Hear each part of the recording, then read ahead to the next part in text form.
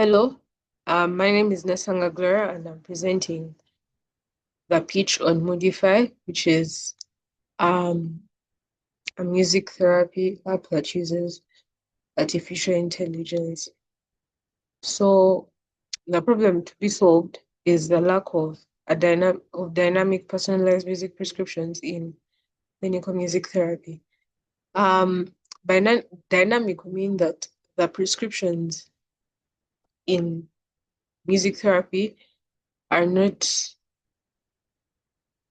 are not modified to work with real-time changes in the reactions by the patients, and the prescriptions are also not personalized. And then this problem is affecting majorly the music therapists, the psychologists, and the patients. And the tool would make music therapy more accessible to patients that require it. So imagine Sarah, who is a Ugandan student and has bouts of anxiety. Now, in Uganda, music therapy is um, only available to a certain group of people that can afford to attend music therapy sessions by trained professionals in the centers for mental health. And and Sarah, who's a Ugandan student, has bouts of anxiety. She has no resources for that, for an experienced music therapist to help her.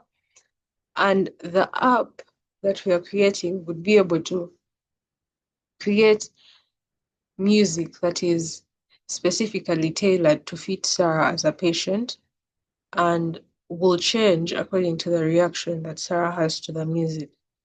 And she can choose what type of music she would want to listen to, things like that. And then the solution, we use AI to connect music frequency to the effect on the human brains. That's neuroacoustics. So certain frequencies, different music frequencies have different reactions in the human brain.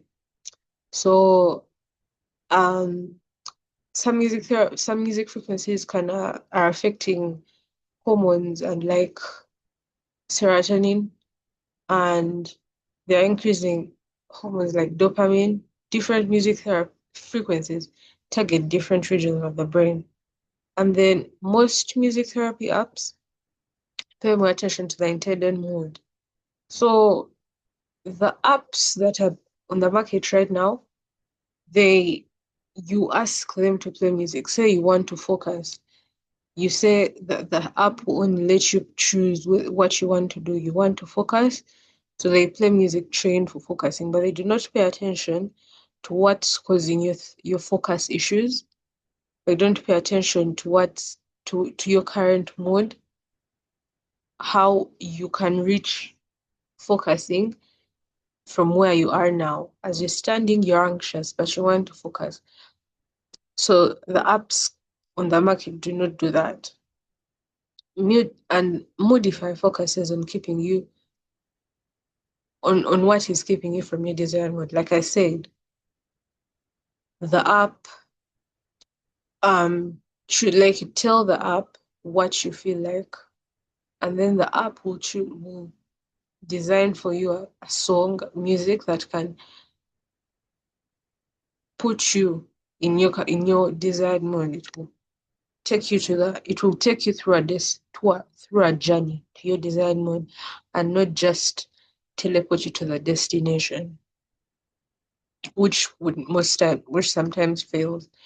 And it allows the user to choose their preferred music style, duration of their session, and energy level. This makes the process more engaging and more personalized, because different people prefer different music styles, and as such, the app can help you. And then we used Kaggle, Render, and Python. We used Kaggle for the notebooks. We used and code. Then we used Render for deployment, and Python was used for programming for the coding. And then we use the NSYNC dataset from Google. The NSYNC dataset was created by a group of Google research scientists in the, it was a Magenta, it was in the Magenta project. And that's where this dataset comes from. And then we use MusicGen.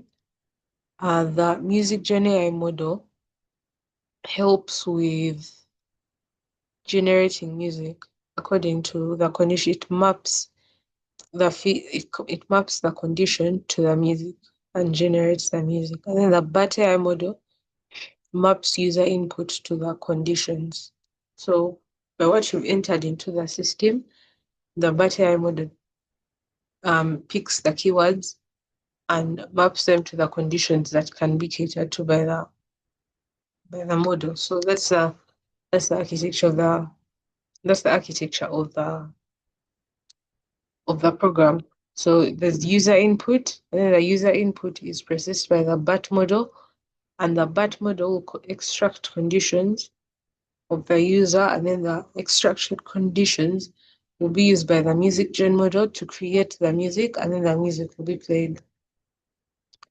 We hope to partner with Mental Health Uganda to reach, because we believe Mental Health Uganda has access to the people that would use the app that need the app the most. And then we hope to have tiered access to the services in order to get some money. That is, there will be a free tier for basic help, for basic therapeutic help. And then there'll be an individual subscription tier, which will help give you premium access to the services we offer as an individual. And then there'll be another tier that will be for organizations like hospitals can have a tier. Mental health organizations can have a tier. And yeah. And then we have the prototype of the model. We have the therapeutic targets of the model, the how the model works, and then the therapy session can start.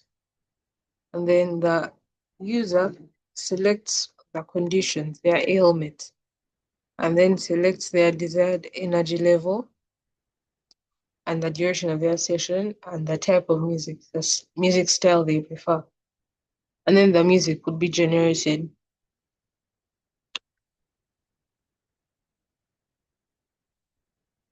And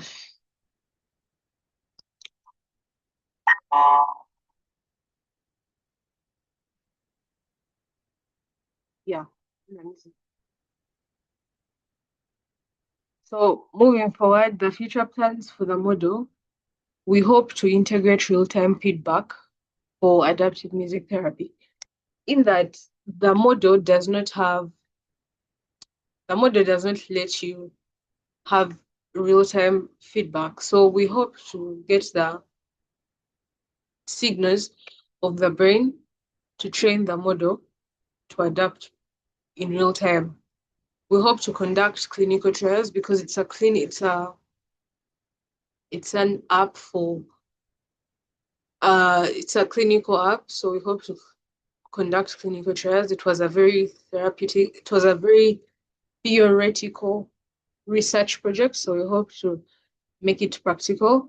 We hope to improve personalization by including more diverse and larger data sets. This is through getting data sets from the local people who are attuned to the culture of the country, like the people who are attuned to different culture, especially this culture, the Ugandan culture, because the data sets we used were largely foreign, the very foreign data sets. And therefore they are not exactly attuned to to the preferences of Ugandans. And then we explore combining music therapy with other interventions. So music therapy as a tool, while it works, does not work best. It works best with other interventions. So music therapies, this music therapy would be used by psychologists and therapists to, in addition to meditation, and then along with neurofeedback and imagery. So it has been said that as music is played, certain images are shown to patients, and it helps with elevating the conditions of the patients, and then develop user-friendly applications for broad accessibility.